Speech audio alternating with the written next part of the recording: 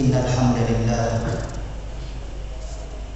nahmaduhu ta'ala wa nasta'inuhu wa nastaghfiruh wa na'udzu billahi min syururi anfusina wa min sayyiati a'malina. Man yahdihillah fala mudilla lahu wa man yudlil fala hadiya lahu. Wa asyhadu an la ilaha illallah wahdahu la syarika lah wa asyhadu anna Muhammadan abduhu wa rasuluhu la nabiyya ba'dah.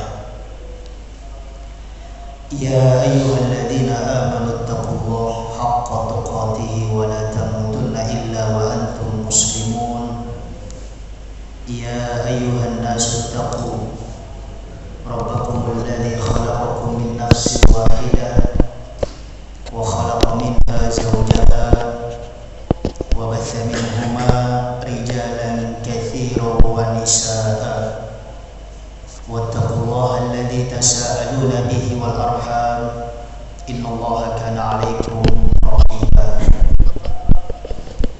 Ya ayyuhalladzina amanu taqullaha wa qulu qawlan sadida yuslih lakum a'malakum wa yaghfir lakum dhunubakum wa may yuti'illaha wa rasulahu faqad faza fawzan 'azima. Amma ba'd,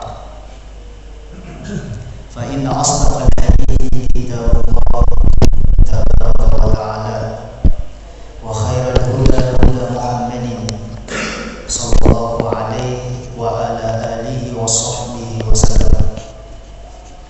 Wa syarrul umuri muhdatsatuha fa inna kulla muhdatsatin fi dinillahi bid'ah wa kulla bid'atin dhalalah wa kulla dhalalatin finnar.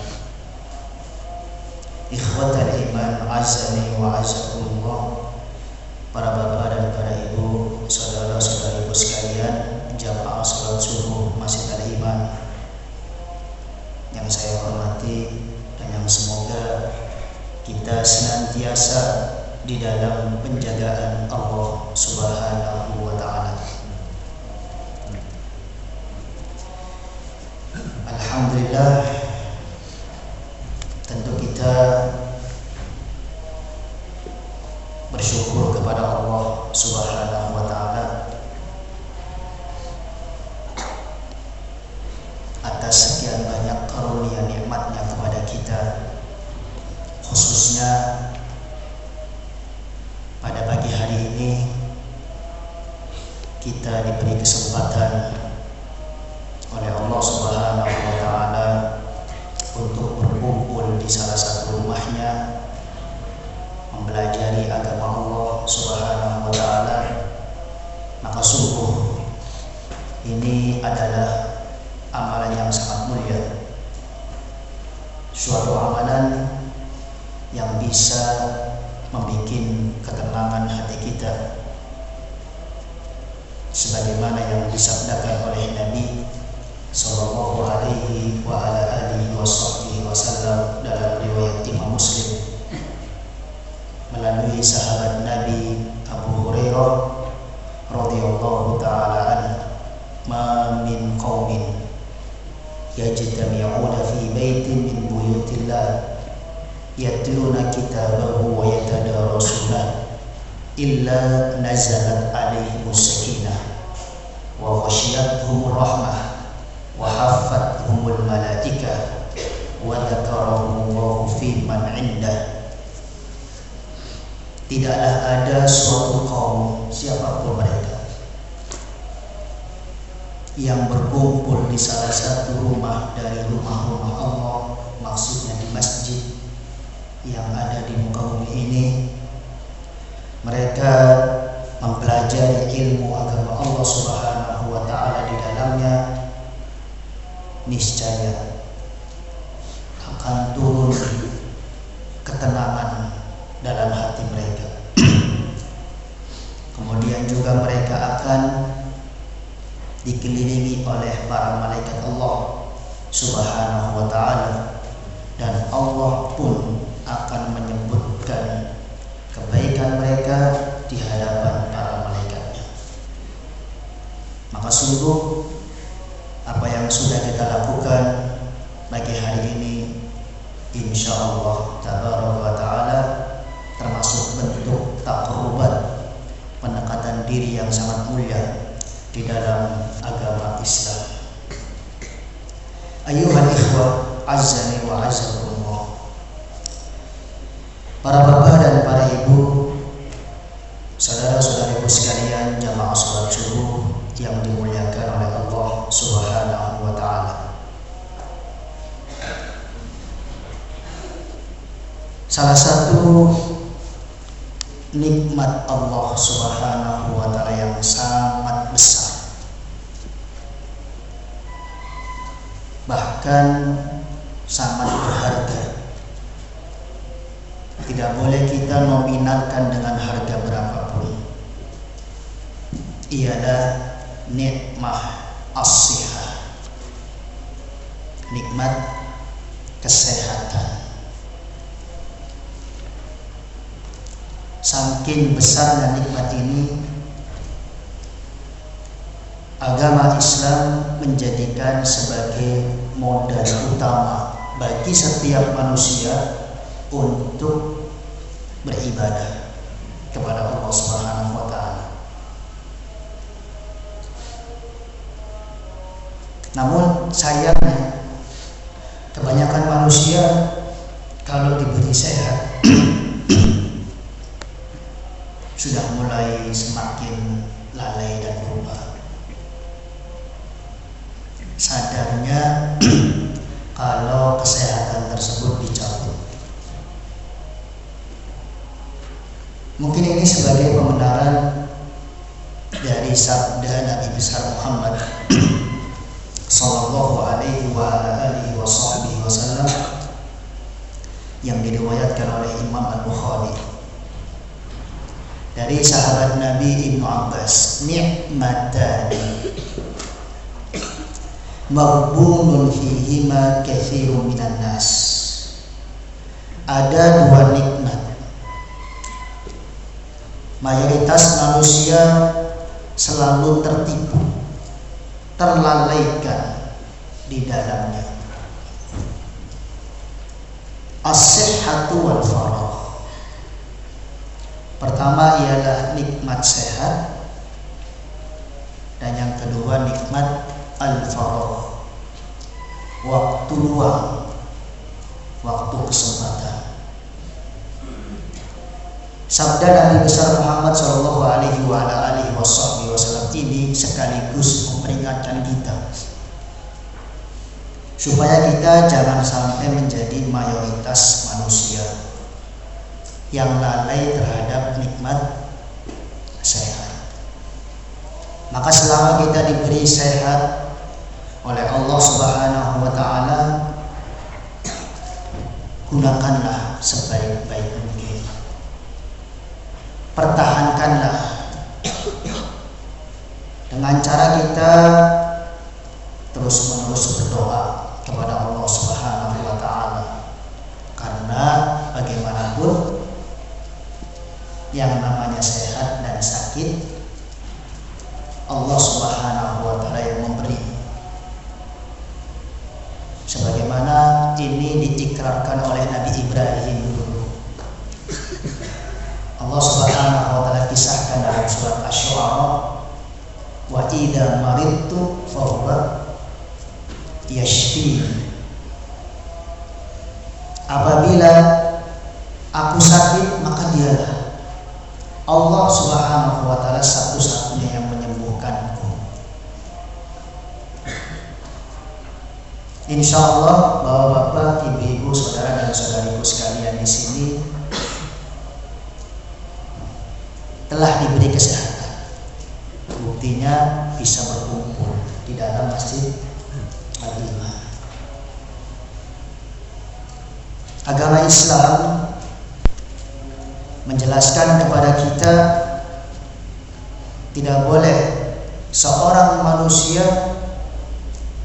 menyepelekan kenikmatan yang sangat agung ini.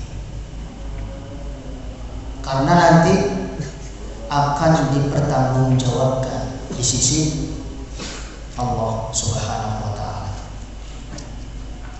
Ada hadis yang diriwayatkan oleh Imam At-Tirmidzi dengan sanad yang sahih dari sahabat Nabi Abu Hurairah radhiyallahu taala an dari Rasulullah sallallahu alaihi wa ala alihi wa sahbihi wasallam. Beliau pernah bersabda, inna awwala ma yus'alu anhul abdu yawmal qiyamah minan na'imi an yuqala lahu alam nasihu laka badanak.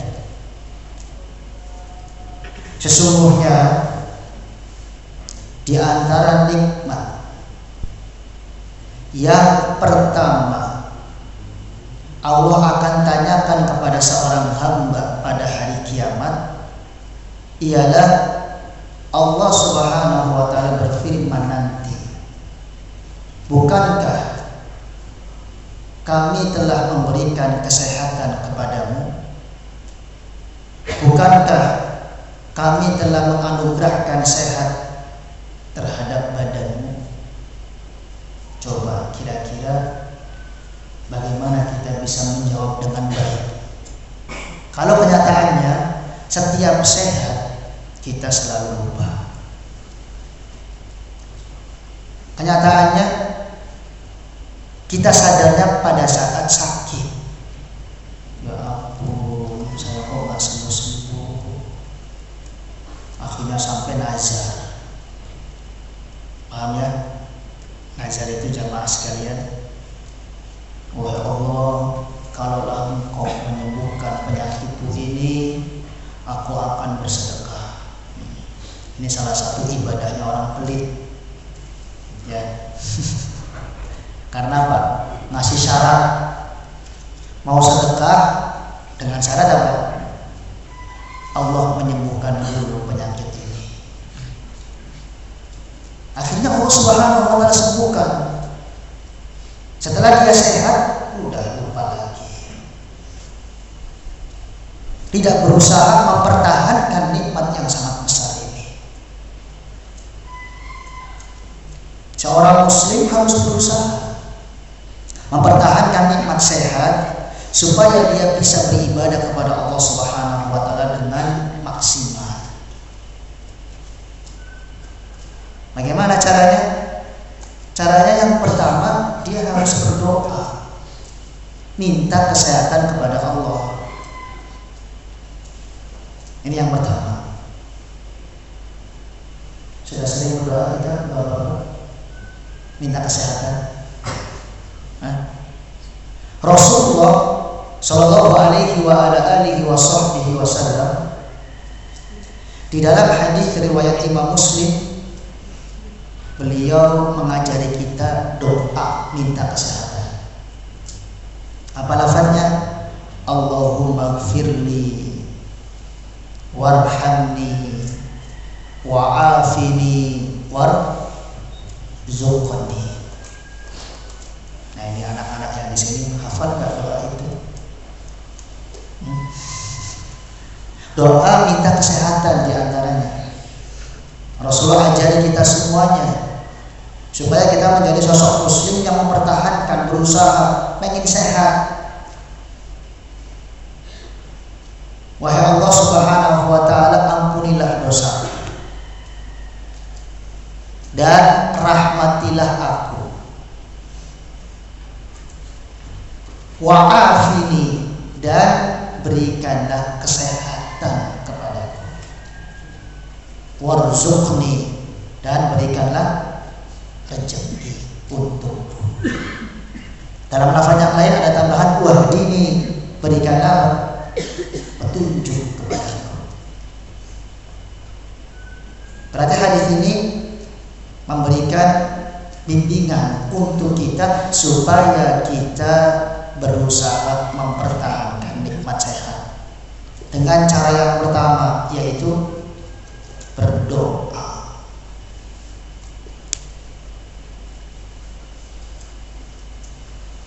Dengan cara berdoa. Kalau kita tidak pernah berdoa, maka Allah Subhanahu wa taala tidak akan memberkahi kesehatan kita. Meskipun kita sehat ya, tapi kita gak minta kepada Allah Subhanahu wa taala. Kemudian cara yang kedua, jamaah Masjid Al-Iman yang dimuliakan oleh Allah Subhanahu wa taala, supaya kita bisa hidup sehat, ialah dengan berusaha. Artinya bagaimana berusaha itu? Terapkan oleh kita semua gaya hidup sehat. Dan Islam menganjurkan kita di antara gaya hidup sehat ialah dengan olahraga. Atau dalam bahasa Arab namanya apa? Riyadhah, olahraga. Namun perlu kita ketahui bersama jamaah Masjid Al-Iman yang dimuliakan oleh Allah Subhanahu wa taala, olahraga itu maknanya sangat luas. Kalau kita memahami makna olahraga sesuai dengan bimbingan Islam, insya Allah kita akan menjadi manusia sehat jasmani dan rohani. Itu kan yang kita inginkan, sehat jiwa dan raga. Marilah kita melihat bagaimana bimbingan para ulama rahimahumullah subhanahu wa ta'ala terkait dengan menjaga kesehatan dengan olahraga. Salah satu ulama besar yang kita kenal dengan sebutan Syekhul Islam rahimahullah subhanahu wa ta'ala, yaitu Ibnu Taimiyah, pernah berfatwa di dalam kitab beliau Ar-Raddu 'alal Mantiqiyyin. Bagaimana ungkapan beliau? Yusta'malu lafdhur riyadhah ala thalathati anwa'. Ini harus kita pahami ya. Kata olahraga dalam bimbingan Islam itu dipakai untuk 3 jenis. Berarti olahraga itu ada berapa? Ada 3. Nah, sebelum kita lanjutkan pencapaian Syekhul Islam, kira-kira 3 itu apa? Ada yang tahu?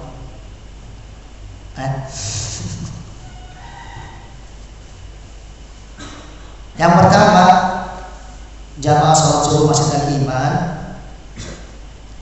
riyadhatul abdan, olahraga fisik badan. Ya, bagaimana cara kita mengolahragakan badan fisik kita?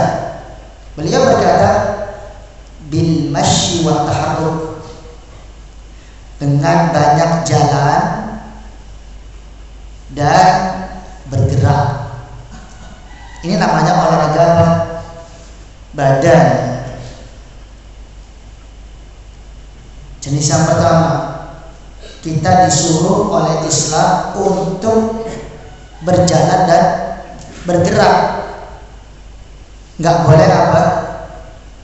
Mager, kalau istilah zaman sekarang katanya. Nah, ini saya mau tanya anak-anak muda, yang mager itu apa artinya? Nah, ini anak-anak muda ini ya seringnya apa? Malas gerak, ya.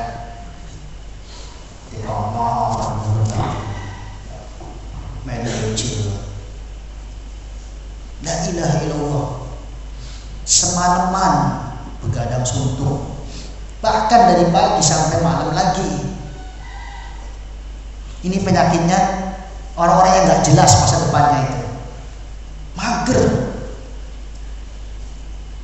Mau makan pun belum punya keluarga ya, pesan GoFood, pesan apa lagi itu, GrabFood ya.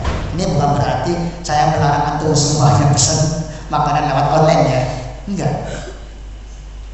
Yang paling inti ialah kita nggak mau menggerakkan badan. nggak mau berjalan, itu nggak boleh dalam Islam. Berarti kita nggak mengolahragakan badan kita, padahal kita disuruh sehat, ya. Ini Syekhul Islam berkata, riyadhatul abdan harus kita jaga. Mengolahragakan badan dengan cara apa? Berjalan dan bergerak. Bangun tidur itu ada olahraga yang sangat mulia. Gerakan badan kita dengan sujud, ruku, sholat malam, itu termasuk olahraga. Tanpa disadari, orang ketika sholat malam merasakan apa? Kesehatan yang lebih maksimal. Karena apa? Sebabnya dia suka olahraga. Coba bangun tidur sudah dibuka dengan olahraga. Memperbanyak apa? Ruku, sujud. Dan kita harus tahu ya, iblis itu malas berolahraga. Iblis, ya.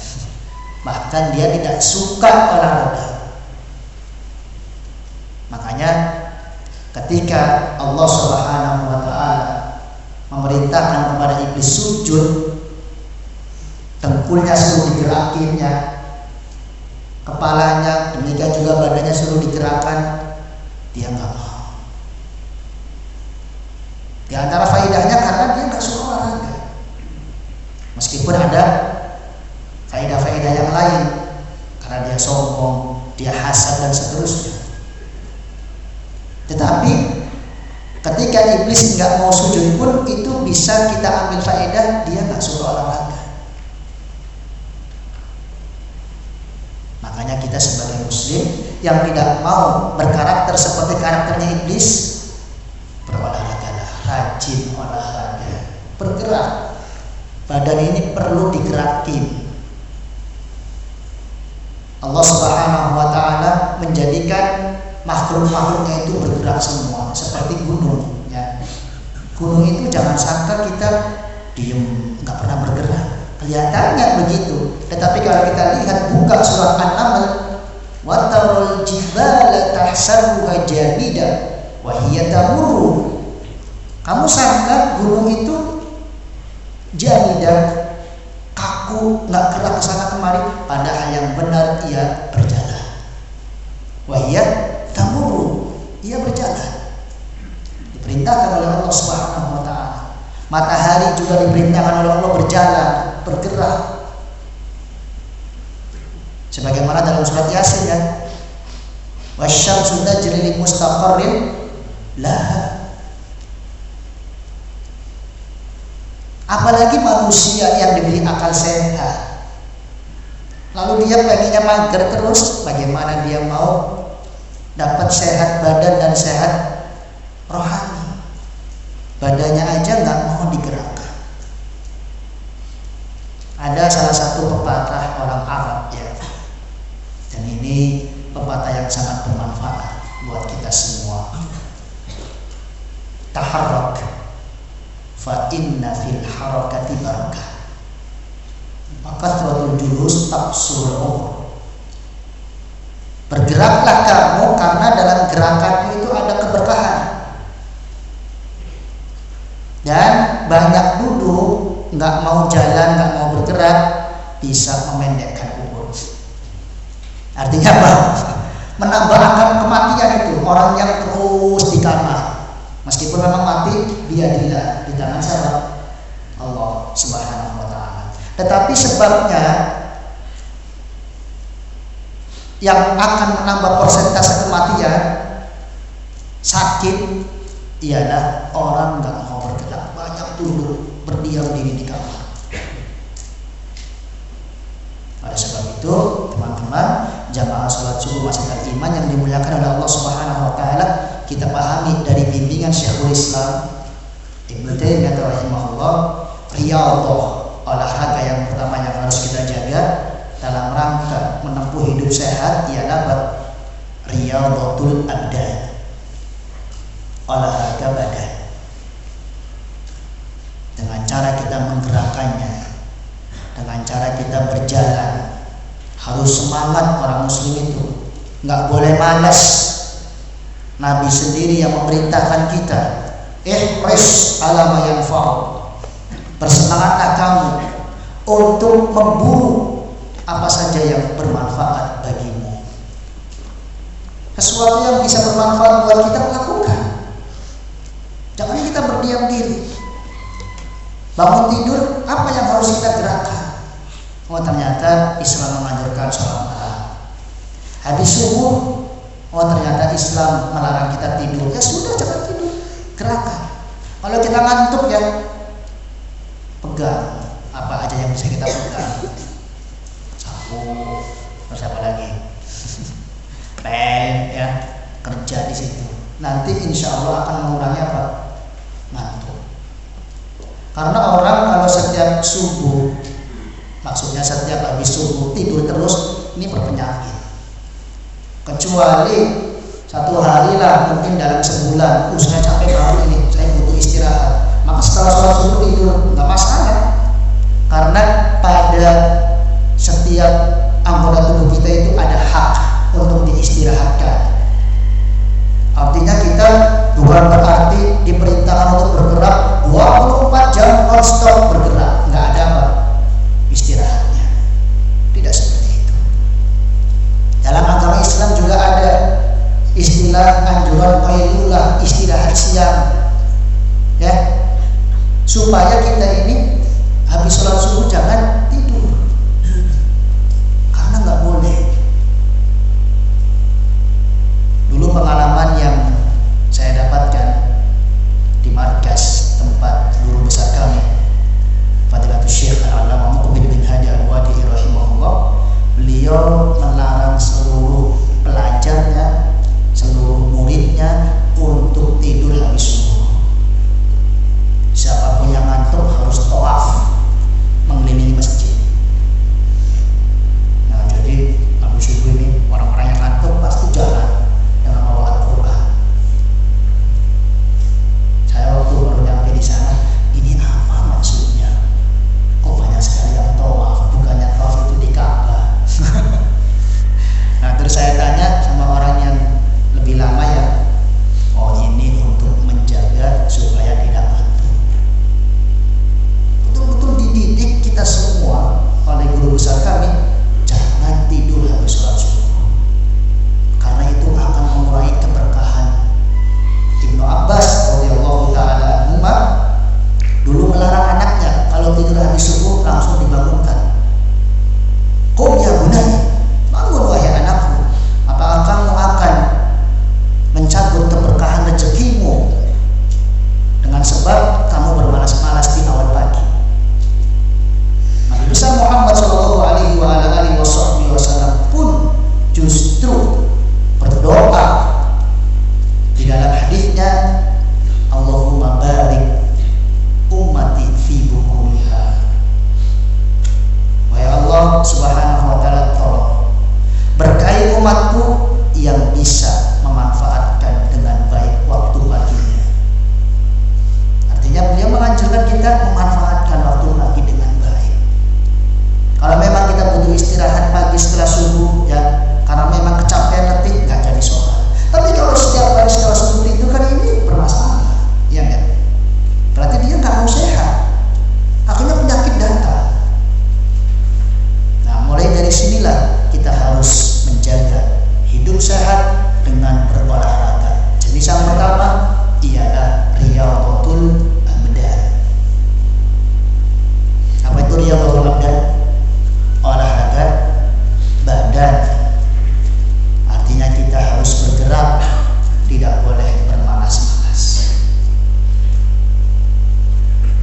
Ikhwatal iman, azza wa azakumullah.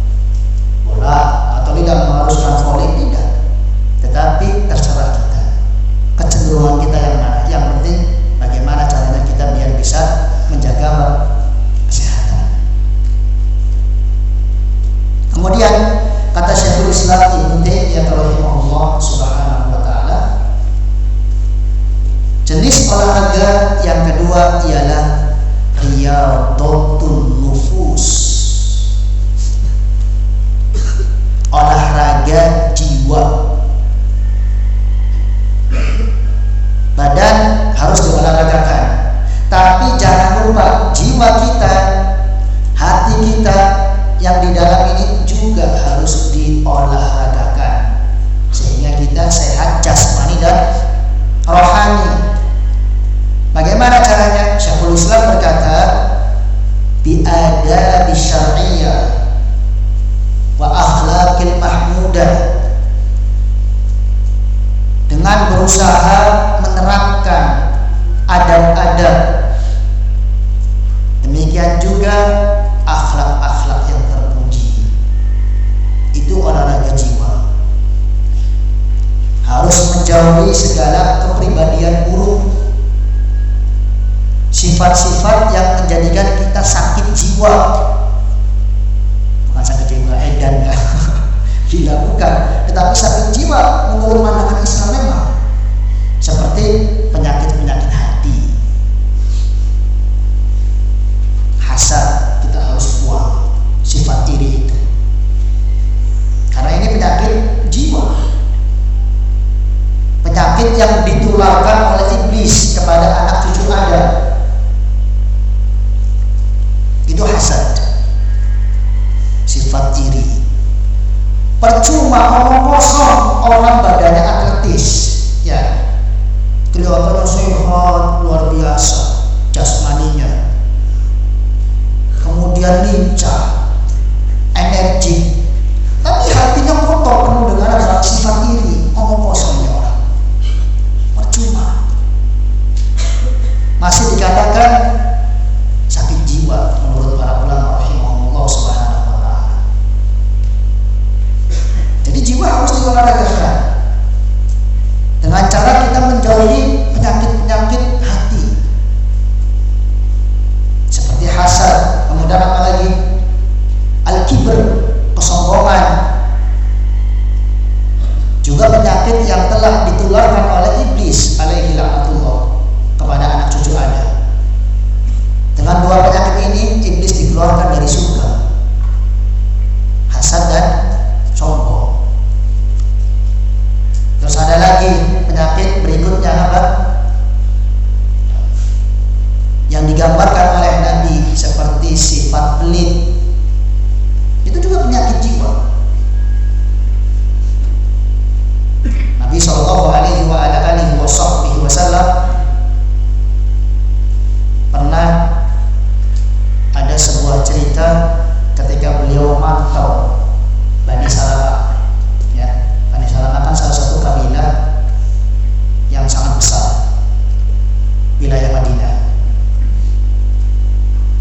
Beliau pemimpin negara sehingga ada kuasa untuk memantau wilayah-wilayah yang beliau kuasai. Ternyata setelah datang ke Bani Salamah, Nabi bersabda di hadapan orang-orang Bani Salamah, "Man sayyidikum?" Siapa pemimpin kalian? Yang mungkin kalau zaman sekarang, ini lurahnya siapa? Ini gubernurnya siapa sekarang? Ada pemimpin besar memantau wilayah-wilayah. Akhirnya Bani Salamah menjawab, Sayyiduna Jaddu bin Qais. Pemimpin kami sekarang ialah Jadd bin Qais. Ala anna nubakhiluh. Hanya kami menyebutkannya pemimpin yang pelit. Nah, gitu. Langsung Rasulullah marah. Beliau tidak suka wilayah dipimpin oleh pemimpin yang pelit, bakhil. Akhirnya beliau bersabda, ayyudain adwa minal bukhl. Penyakit mana lagi yang lebih membahayakan kalian wahai umatku dari sifat kikirnya seseorang? Bal sayyidukum Amr bin Jamuh. Akhirnya dicopot itu Jadd bin Qais oleh Nabi dan diganti oleh orang lain yang bernama siapa? Amr bin Jamuh. Ini hadis riwayat Imam Al-Bukhari dengan sanad yang sahih. Apa sisi pendalilan dari hadis yang mulia ini, Bapak, Ibu, jamaah masjid Al-Iman? Sisi pendalilannya ialah Nabi nggak suka umatnya berpenyakit.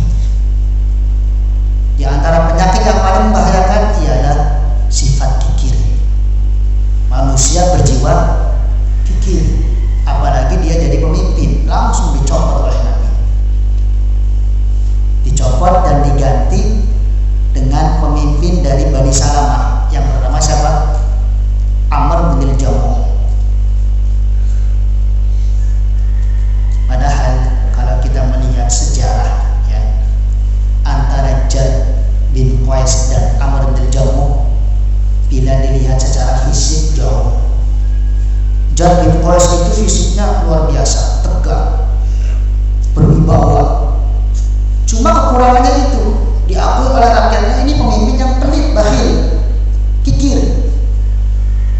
Sementara Amr bin Jamuh kakinya pincang, saudaraku sekalian, kakinya pincang. Tetapi Nabi Shallallahu Alaihi Wasallam memilihnya tidak melihat secara fisik. Nabi memilih Amr bin Jamuh supaya memimpin Bani Salamah karena Amr bin Jamuh adalah manusia yang derma.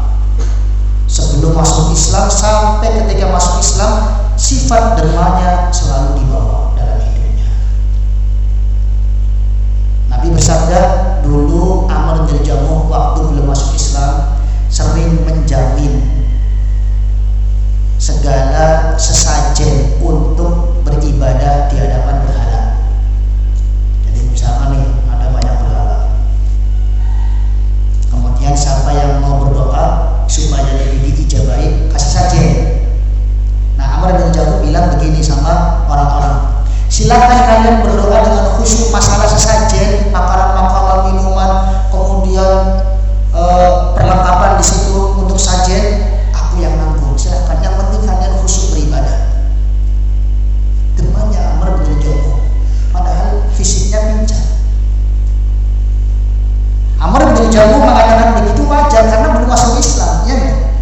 Setelah beliau masuk Islam, lebih semangat membela agama Islam dan sifat dermanya selalu dibawa. Beliau banyak menjamin resepsi pernikahan, khususnya kalau yang menikah ialah Rasulullah Shallallahu Alaihi Wasallam. Ibarat dikata begini, orang derma mengatakan, udah kamu nikah aja kalau memang udah mampu. Apabila nggak mampu walimah, aku yang jamin. Dah udah mending nikah. Nikah kan ibadah, ya kan? Nah, kemudian ada lagi yang butuh nikah, cuman betul-betul nggak mampu untuk bikin resepsi walimahan. Udah, yang penting acaranya berjalan dengan baik, masalah resepsi dengan saya. Nah, ini namanya derma. Kalau orang berjiwa kikir, berarti jiwanya sakit. Dan Rasulullah Shallallahu Alaihi Wasallam tidak mau umatnya seperti itu. Berarti jiwa pun perlu diolahragakan dengan cara kita menjauhi penyakit-penyakit hati seperti hasad, sombong, bakhil, benci tanpa alasan yang dibenarkan, sedikit marah, pokoknya selalu bermasalah, pengen bikin itu. Berarti hatinya yang kotor ini orang.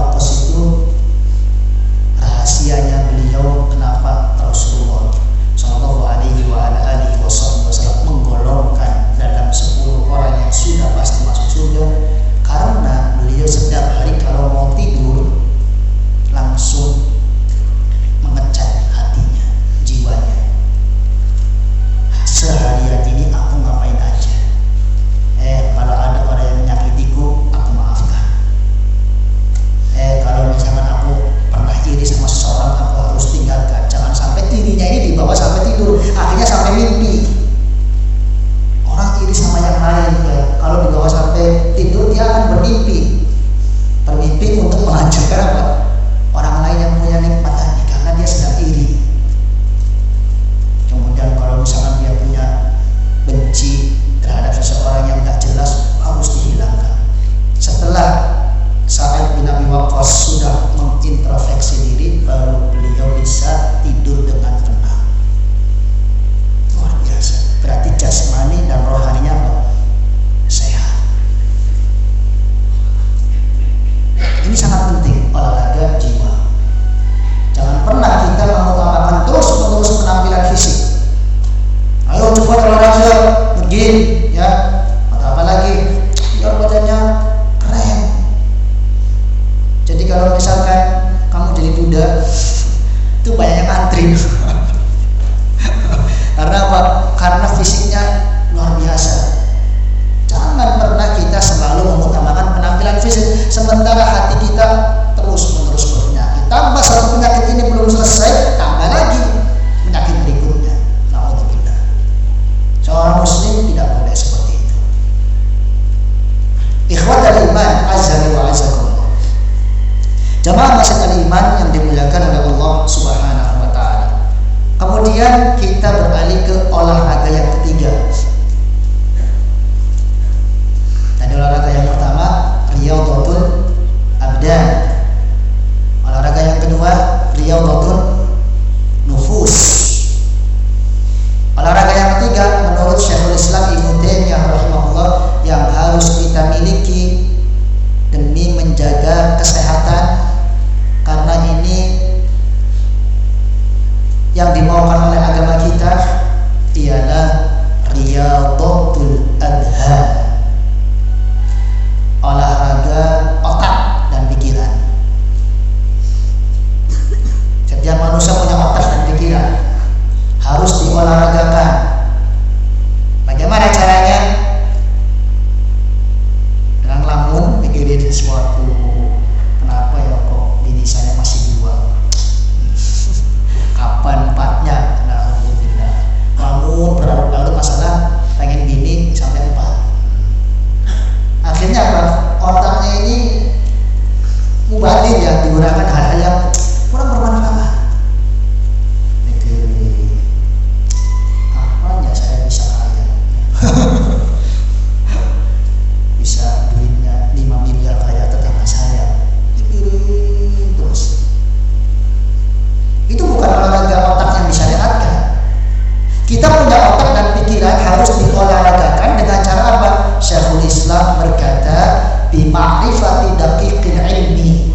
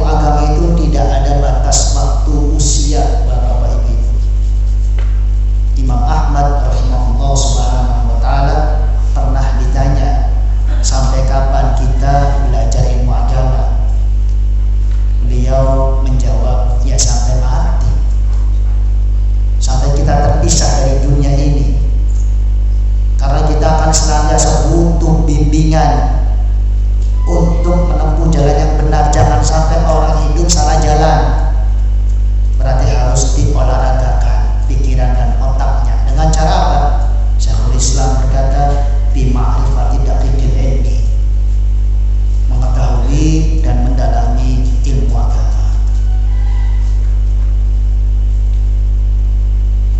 Kapan kita punya kesempatan bermajelis taklim ilmiah, lakukan. Kalau kita rutinitasnya sebulan sekali, sepekan sekali, lakukan, jaga. Ya, saya tidak mengharuskan bapak-bapak, ibu-ibu yang di sini harus belajar ilmu agama setiap hari. Di Masjid Al-Imam harus ada kajian setiap hari. Saya nggak mengatakan begitu. Tetapi yang paling inti ialah kontinunya kita, terus-menerusnya kemauan kita. Kita banyak keperluan memang, tetapi mendalami ilmu agama nggak boleh kita lalaikan.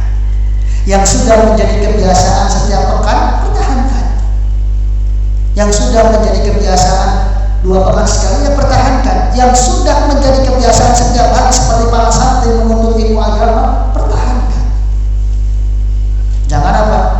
Jangan langsung dikurangi. Nah, ini yang tidak dimaukan. Man salaka thariqan yaltamisu fihi ilman sahhalallahu bihi thariqan ilal jannah. Setiap manusia beda-beda lapisan dalam mempelajari ilmu agama. Ada yang diberi kemampuan oleh Allah bisa belajar setiap hari seperti para santri, ya. Ada mungkin di antara hamba-hamba Allah yang Allah berikan kesempatan sepekan sekali, ada yang sepekan 2 kali, tergantung kemampuan kita. Dan kita harus memprioritaskan bapak-bapak ini, karena yang saya pahami kesalahan manusia adalah kurang adanya prioritas. Jadi selalu bilang, entarlah, saya nggak sempat, ya gitu. Entarlah, menunda-nunda, bilangnya tidak ada waktu. Sepertinya masalahnya ialah di prioritas. Kalau kita memprioritaskan ilmu agama, saya harus kajian sepekan sekali. Ya berarti kalau setiap pekan belum ngaji, dia akan cari-cari kemana-mana. Benar enggak? Sebagaimana kita memprioritaskan makan nasi sehari berapa kali? 3 kali. Coba bapak-bapak, ibu, saudara-saudara di sini, kalau misalkan sehari baru makan nasi 1 kali, mencari-cari nggak? Mencari-cari. Saya harus makan nasi 3 kali. Itu karena prioritas. Antum ketemu klien misalnya, ayo kita rapat di sana. Padahal jalanan macet, ya kan? Jakarta, Bekasi, Tangerang itu macet. Tetapi kalau antum itu sebagai prioritas, insya Allah akan datang, ya kan? Insya Allah akan datang karena sudah menjadi rutinitas saya harus meeting sebulan sekali, sudah menjadi rutinitas saya harus meeting sepekan sekali, dan seterusnya. Demikian juga ilmu agama. Nggak boleh orang berpaling secara total, nggak mau belajar. Meskipun sekali lagi saya tidak mengharuskan bapak-bapak ibu di sini seperti santri, ya. Pokoknya habis makan sarapan belajar lagi, kemudian habis makan siang belajar lagi. Nah itu kan santri. Kalau selain santri, ya ada kapasitasnya masing-masing. Setiap orang harus memahami kadar kemampuannya masing-masing supaya tetap dirahmati oleh Allah Subhanahu wa Ta'ala. Dengan demikian, jamaah Masjid Al-Iman yang dimuliakan oleh Allah Subhanahu wa Ta'ala, kajian subuh kita bisa kita simpulkan bahwa Islam adalah agama yang menganjurkan kita untuk sehat. Ya, meskipun sakit itu karena ketentuan Allah pasti ada hikmah, ya enggak? Ada sisi baiknya orang sakit. Sisi baiknya apa? Sisi baiknya sebagai pengukur dosa. Kuncinya berarti sabar kalau diberi sakit, karena sakit bisa menghampiri siapapun yang berjiwa. Mustahil ya orang nantang, sini penyakit, nggak akan sakit saya. Nah ternyata setelah ngomong itu paginya sakit. Ya jangan sombong. Kayak Namrud sombong karena merasa apa? 40 tahun memang Namrud nggak diberi sakit oleh Allah Subhanahu wa Ta'ala. Tetapi dengan kesombongannya Allah hancurkan, Allah matikan Namrud melalui binatang yang kecil. Nggak perlu Allah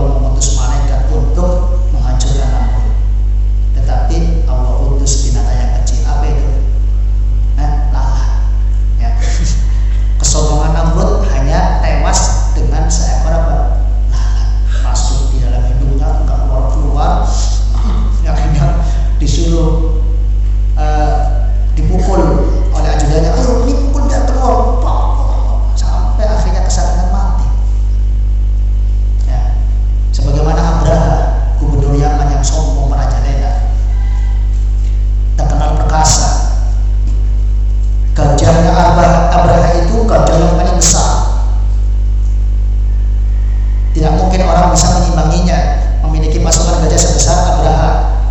Tetapi ketika dia mau menghancurkan Ka'bah, Allah hancurkan Abraha beserta pasukan gajahnya dengan burung ya, ababil.